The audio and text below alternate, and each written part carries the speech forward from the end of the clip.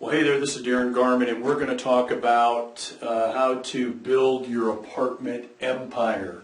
We're going to talk about building the empire. That's what we're going to do today.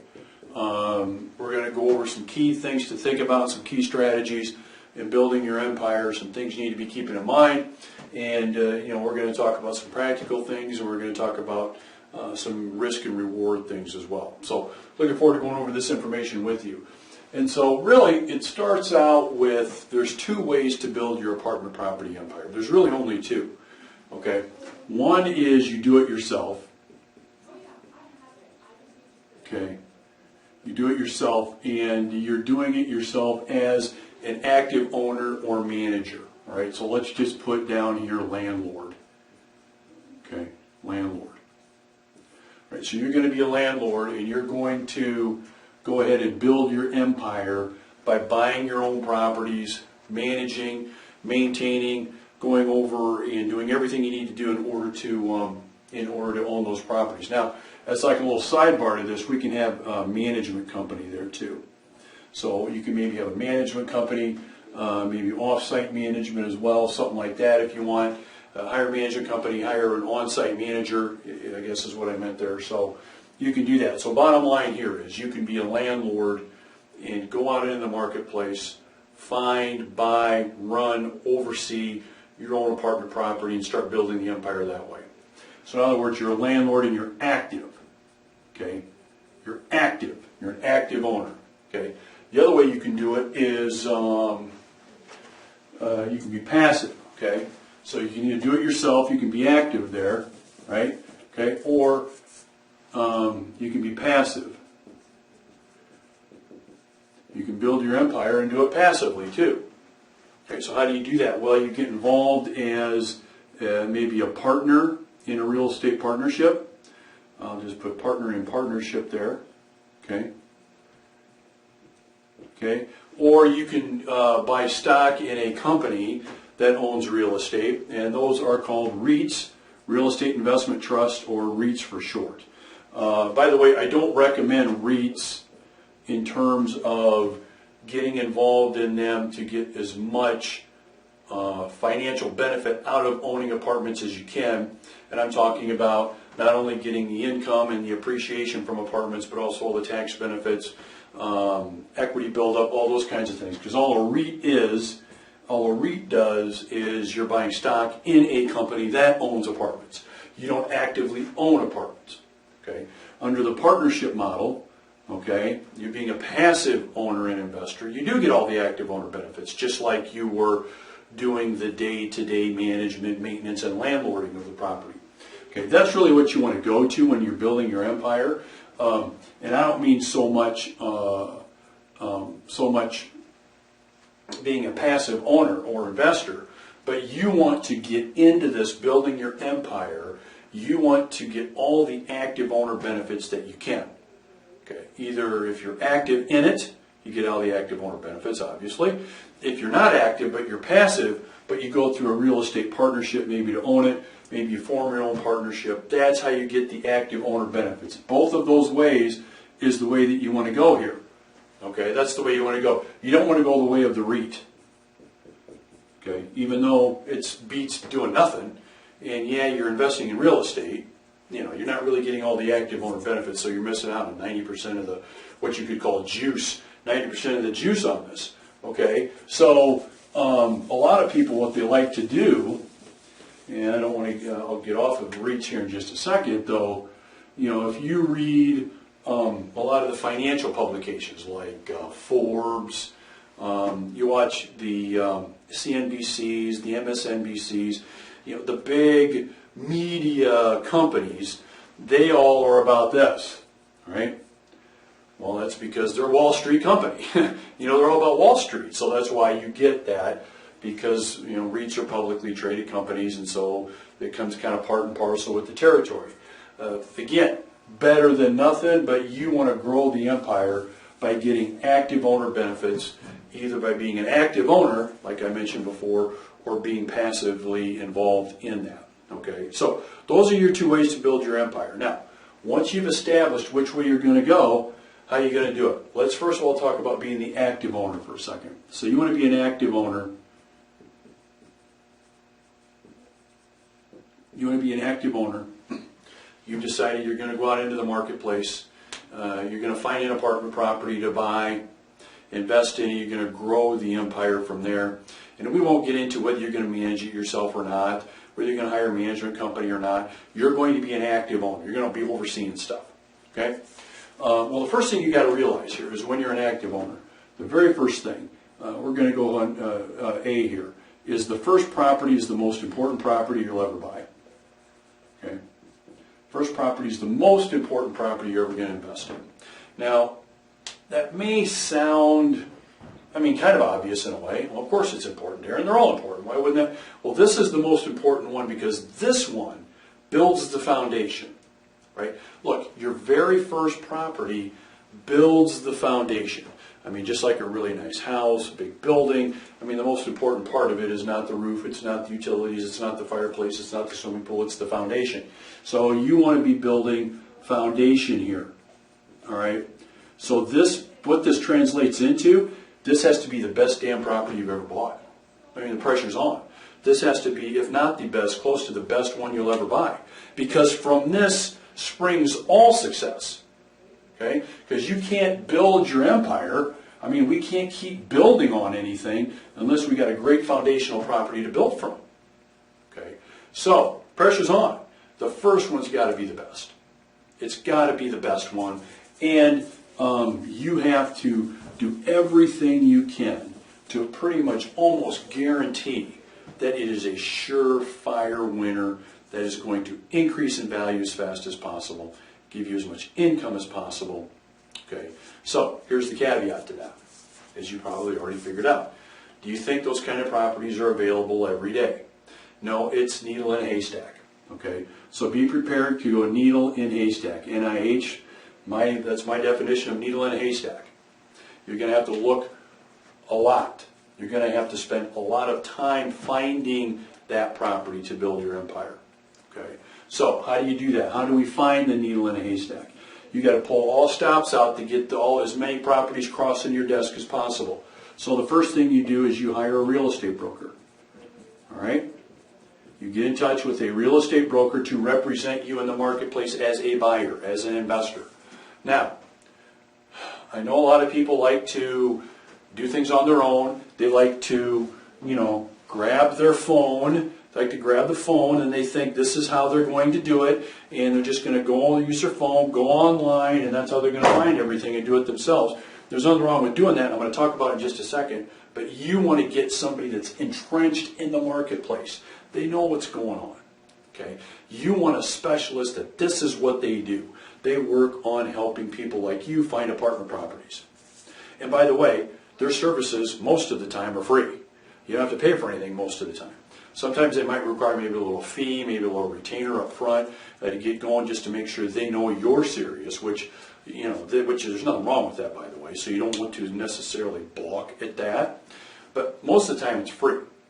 So ideally you want the apartment property specialist in the market.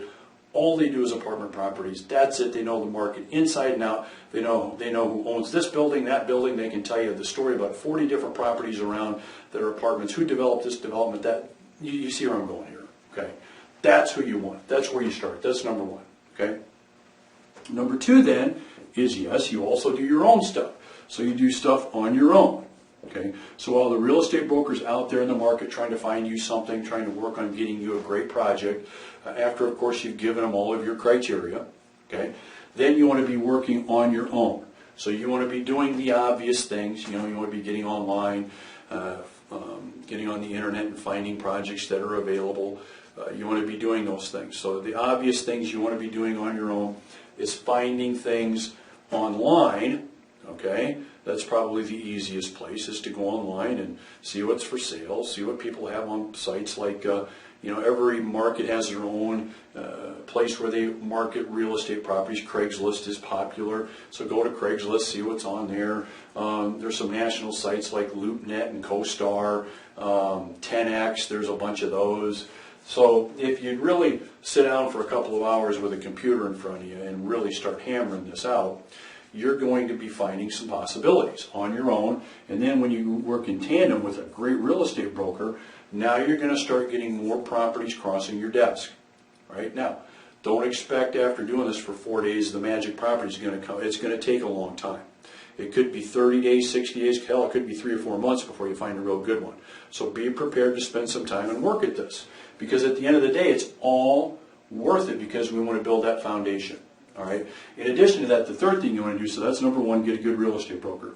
Number two is you want to do your own stuff online, checking computer sites, checking all those sites all the time. The third thing you want to do is you want to get in your car, motorcycle, moped, I don't care, whatever the hell it is, and you want to be driving the areas that you think you want to own apartments in.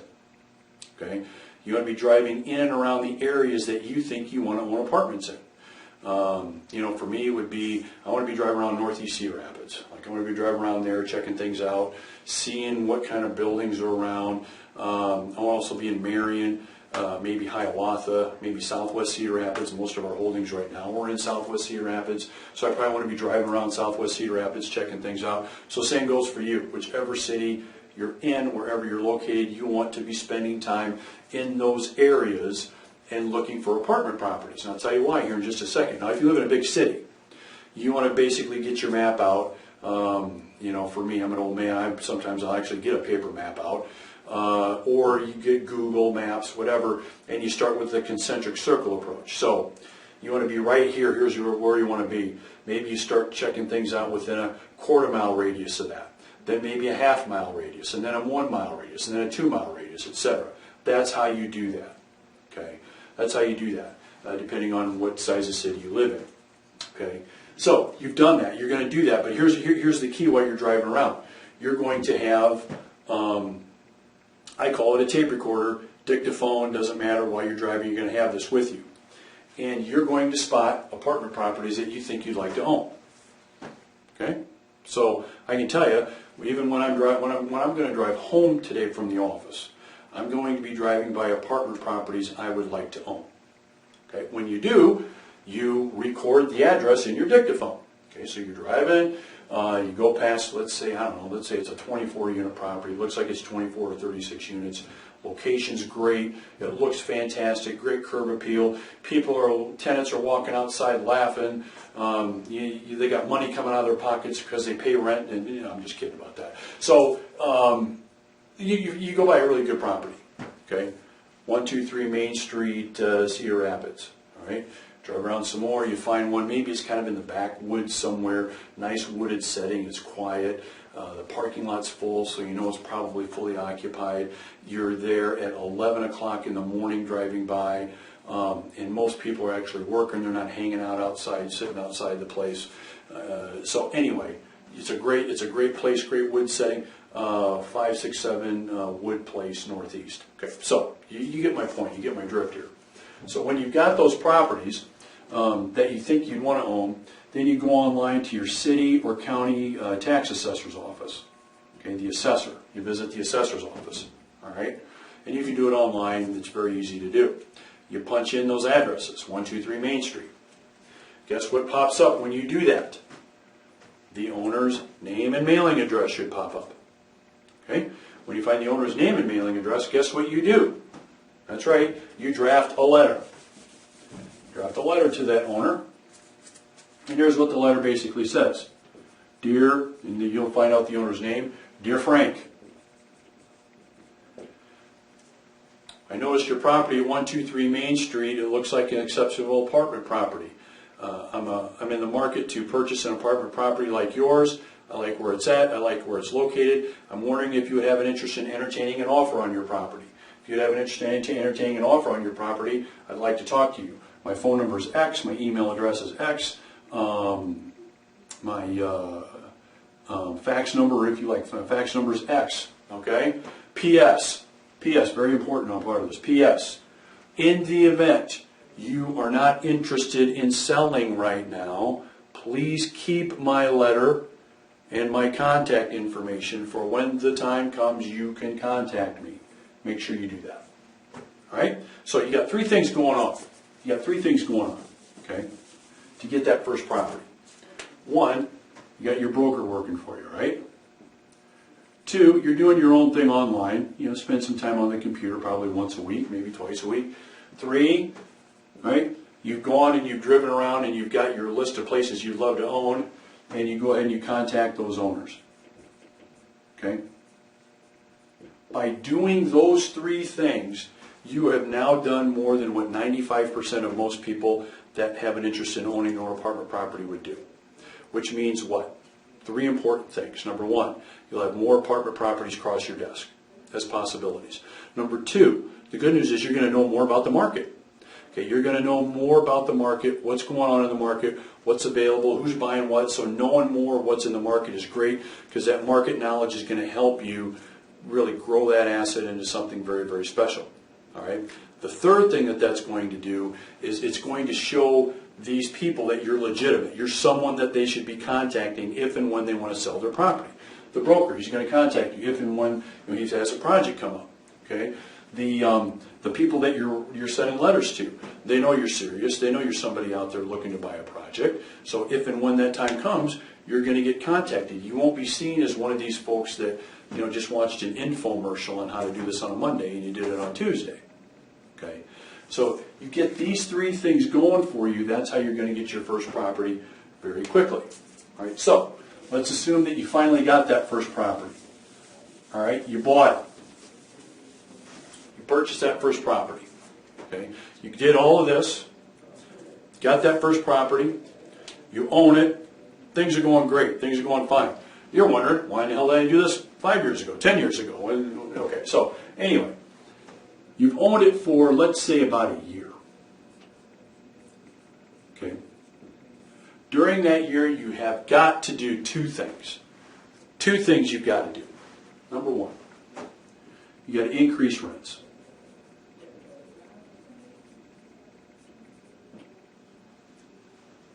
I don't care if Mabel has lived in her apartment for 35 years and is a sweet lady, makes you cakes and cookies, and sends you birthday cards.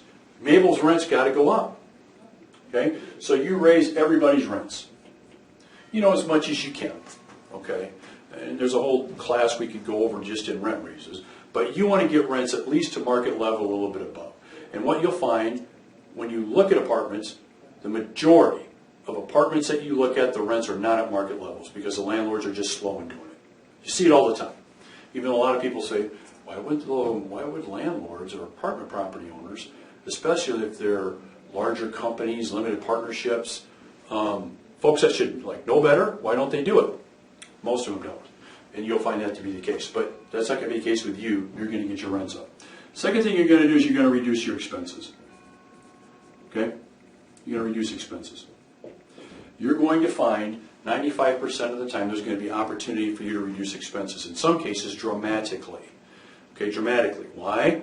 Owners get lazy. Owners get habitual. And so owners don't like to spend time on working on reducing their expenses, especially if their properties are doing good. Let me just give you a couple of quick examples. All right. On reducing expenses. One is insurance, so I'll just put A there, insurance. All right, so just before I started this video and giving you this information, I had a meeting in my office with some insurance people, property casualty folks, about some premiums and some properties that we're looking at insuring. The difference for, this is a 60-unit property. The differences between companies with the same exact coverage varied over $8,000 to $9,000. Same exact coverage.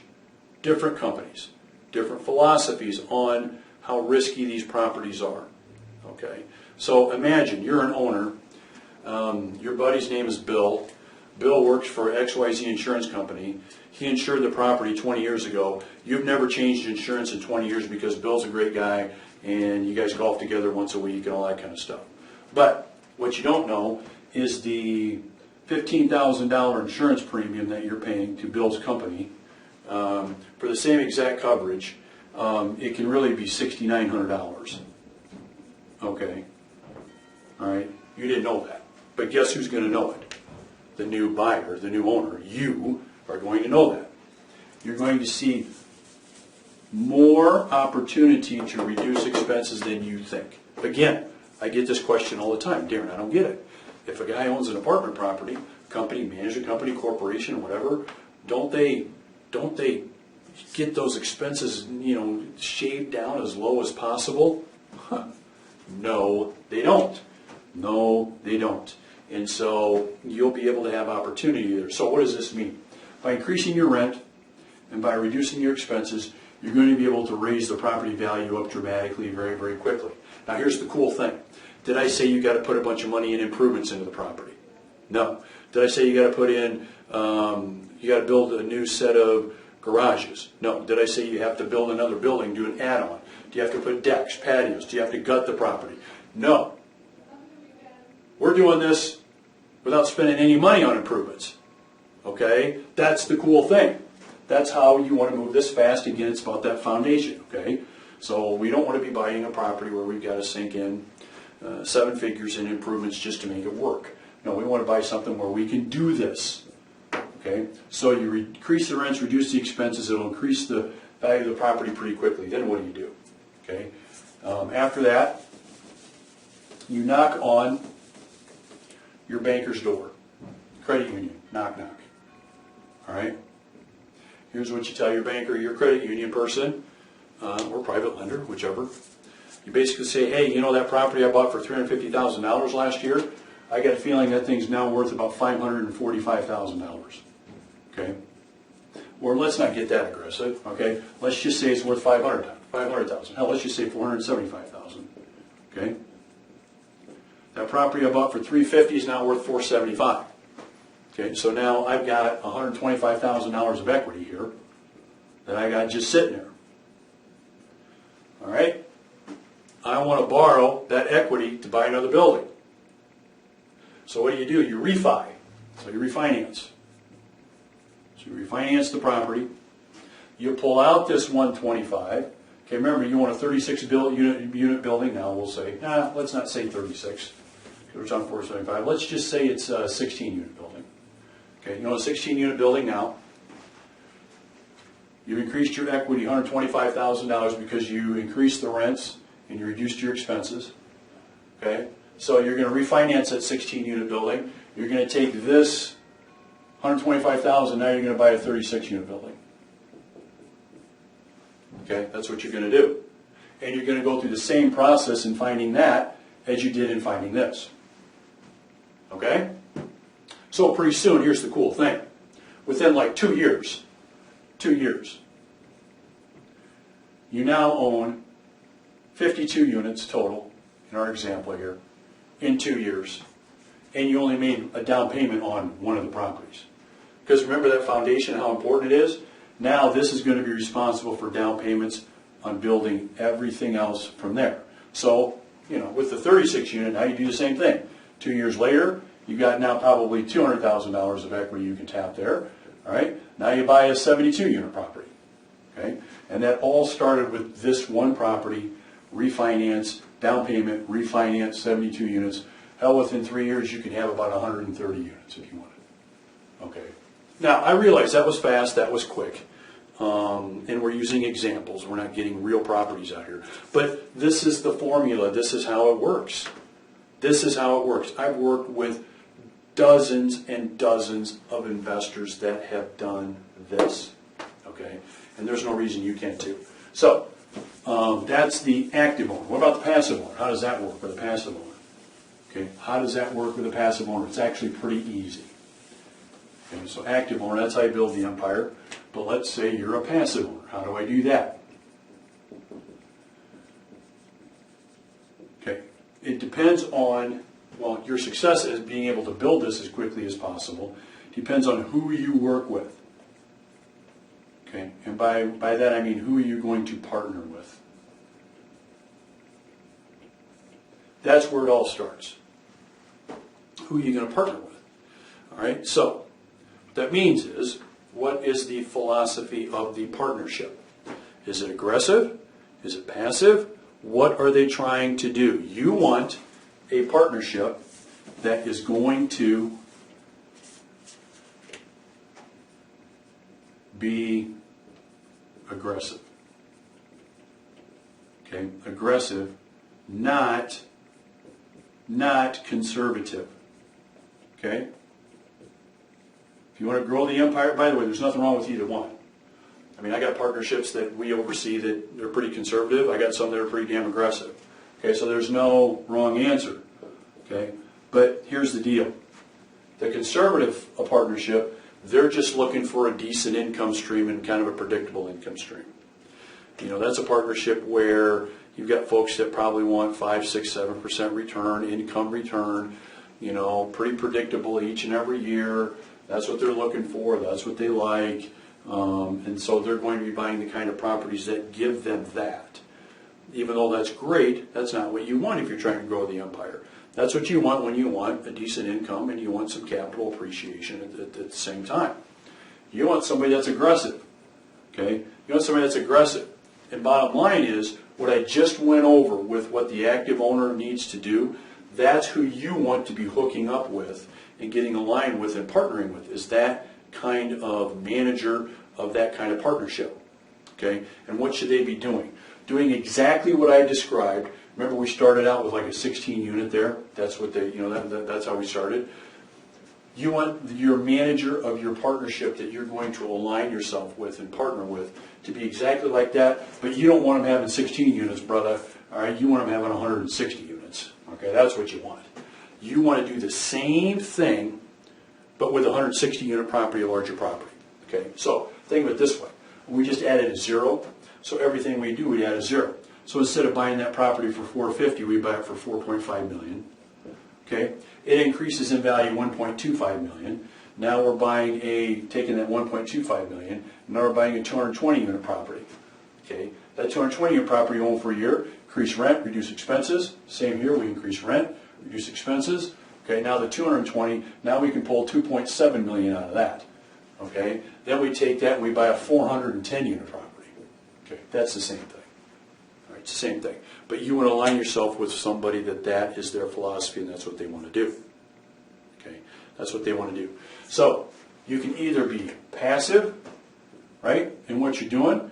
You can be active in what you're doing, and you can accomplish the same thing. Okay, you can accomplish the same thing, and that's really how you build your empire as quickly as possible. Okay, so let me give you 3 quick notes here before we end this this session, this little teaching session. Okay, number 1, do your homework. Do your homework with who you decide to work with, whether you're doing active or doing passive, whomever you align yourself with, and whenever you're going to be spending hours and hours of time and hundreds or even millions of dollars, tens of thousands, whatever, you need to be doing your homework. Okay, so number 1, you want to do your homework. All right. On these people. Okay, and so that means checking things out. That means references. I mean, so for example, I give references, but I don't just give them out because somebody calls me that I have no idea who they are, or they just send me an email that I've never dealt with them. Yeah, I want 10 references. I don't know who you are. Okay, I have no idea who you are. We've not talked. So, I mean, I give references without a problem, but I got to know who you are and what you're up to and what's going on and what the deal is. So, but whatever, right? Whatever that is, do your homework. References are key. All right. Okay. And by the way, they've got to be able to give you some references. If they say they don't have any or they're not giving you any, then that's a red flag. Okay. References. I'd say you want at least 3. I'd go for 5 at least. Minimum of 3, 5 at least. Okay. So, number 1, you want to do your homework. Right. Number 2 goes out saying you want to make a plan. Okay. You want to make a plan. So, looking at your finances, looking at how much you want to get out there into the marketplace and owning apartments, whether it's regular money, whether it's IRA, 401k money, whatever it is. What is your plan? What do you need to do? Now, caution, caution, caution here. It does not have to be 28 spreadsheets, 4 PowerPoints, and have 48 bars, charts and graphs. That's not it. Hell, it can be 1 page, half a page. You've scratched a few things out. You know where you want to go, and you just follow it. So don't get too caught up in the plan. Okay, it's important that you make a plan, but don't get bogged down in, working on the plan for 3 months. Okay, because pretty soon that's all you'll be doing is working on your plan instead of implementing your plan. And that's the third thing. The third thing is you have to stick your ass out there and go for it. Okay, you got it. You got to stick your ass out there and go for it. I can't tell you how many investors I've worked with that could not do that. They got to this point, okay? They did their homework. They made a plan, but they just could not because it's just so risky. I don't know. I might. You're gonna have to stick your ass out there, folks. You can't expect to get great financial benefits by being soft. Okay, it's not going to happen. It's not going to happen. So don't get me wrong. I'm not saying risk it all and throw it all in on some crazy ass venture. No, of course not. You want to do your homework. You want to make a plan. You want to do that. But at some point in time, you got to stick your ass out there, because here is like the sub little paragraph of that. You're never going to find that. I'm going to put a little box around it. Right, hopefully you can see that. You're never going to find perfection. And so many wish that they would have been involved. involved. No such thing as a perfect All right, property. we'll see you later. Take care. Every property is going to have some things you're not going to like. Every single one. Okay. So now it's a question of how do you balance that. You obviously want more good than bad, a hell of a lot more good than bad, but you're never going to find a perfect property. So don't hold out for the perfect property. Get in the market, get your money working, and you'll be just super satisfied that you did. Okay. So building your empire. We've gone over this pretty quickly, but I've covered, I think, the major bases you're going to need in order to be successful at this. Right. Keep me posted. I'd love to hear your success stories. I'd love to hear how you do. You've got my email address. You've got my contact information. Keep me posted, all right? All right, take care. We'll talk to you later. See you. Bye.